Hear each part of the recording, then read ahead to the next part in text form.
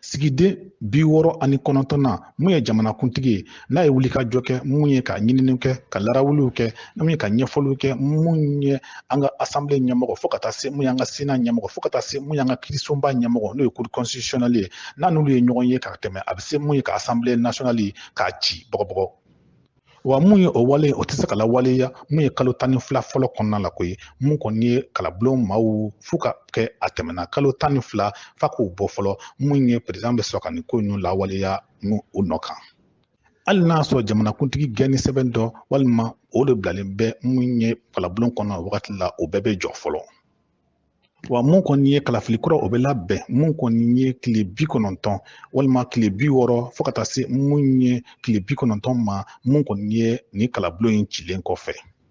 wa mun ye kalabulon cili walima sénat cili o tɛ se ka kɛ tugun ni élection kura kɛlen kɔfɛ ni kalafili kura kɛlen kɔfɛ tugun ka mun ye kalabulon kura k'o sigi